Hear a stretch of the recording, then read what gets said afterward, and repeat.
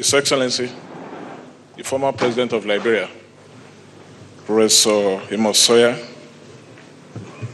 the Chairman of Nigeria Governors Forum, Right Honorable Rotimi Amici,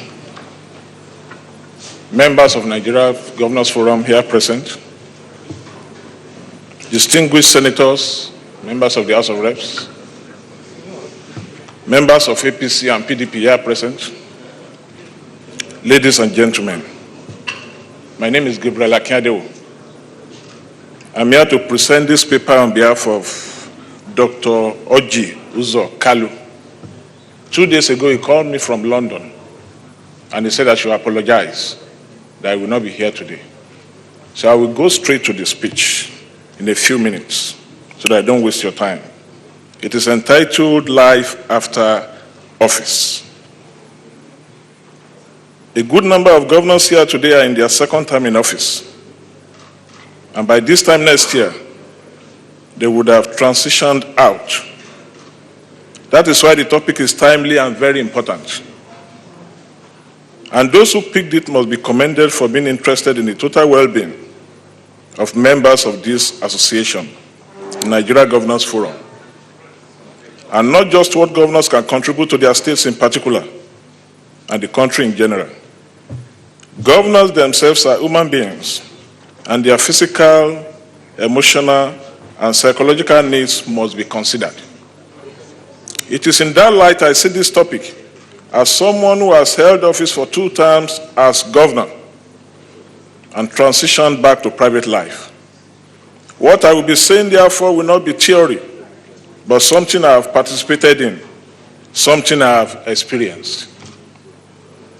Public office should not be the beginning and end of it all for anybody. It should not be the when you quit public office, simply because you have no second address. Is any of us born in government house? No. Even if you were born there, a time to leave will come, as the next occupant of the place will show up. As a businessman and investor, governance for 8 years limited my reach and scope. My businesses shrunk as I was constrained by the demands of public office. Today, however, God has repaid me in several folds. I can hardly keep pace with all my investments in different parts of the world, and I virtually live in the here now, crisscrossing continents. But I am happy and fulfilled, as I can offer employment opportunities to many thousands and also employ professionals who can ply their trade in our many businesses. As chief executives of states today, please plan ahead on how you will still be useful to people in your sphere of influence, as they will never leave you alone. As a former governor, they will think you have all the money in the world, so they will continue to bring their needs to you. Therefore, think towards entrepreneurship so that you can still meet the needs of people around you. You do not need to give them free money. Rather, you can give them opportunities in business where you have dominant shares, or link them with other colleagues and friends who equally have investments.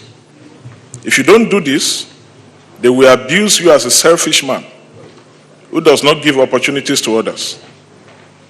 As one who has held executive office in your state for 2 terms, there is no way you will not continue to be a stakeholder in the politics of your state.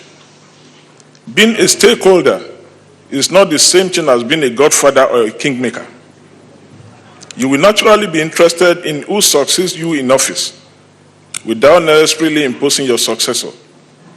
Therefore, you need to be on top of the political game at this twilight of your stay in office, and even beyond.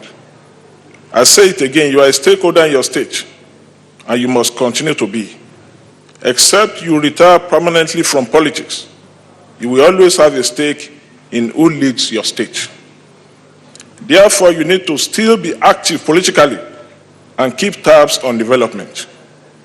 A lot of younger people will want to ride on your back to achieve their political aims and ambitions. Be there for them. That will also help you to retain your influence and respect. But this warning, mind the type of person you help to succeed you. And in saying this, you know what I mean because you are familiar with my experience. Beware of animals in human skin. Be sure of the quality of person you are backing. Now hear this. Even if you are succeeded by a good person who remains loyal, be ready for the shift of allegiance and alliance from people. All those who used to flock around you in both your official and private residences will shift their allegiances to the new kid on the block. Don't be disappointed. That is human nature. Because your power to dispense patronage has reduced, they will naturally begin to flow towards your successor. And don't be crestfallen when people benefited from you immensely begin to badmouth you before your successor, so that they can drive a wedge between you. There are some people who prosper from causing discord between two personalities. It will happen, so be ready for it. Just take such things in your strides, because it happened to the people before you, and it will happen to you, and to the people coming after you. Such is life. Finally, know that the burden you will carry as a former governor is for life. Even if you leave office poorer than when you went in, a cynical public would never believe you. They believe half of the public treasury is kept in your house, so they will come daily to line up, telling one tale of woe after the other.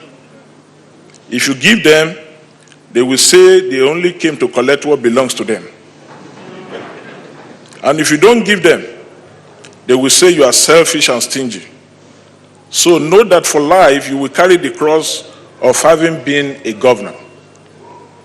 Therefore, if you don't replenish your purse through investments and businesses, you will soon become poor.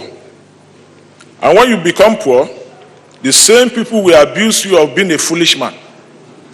So it is head you lose, tail you lose.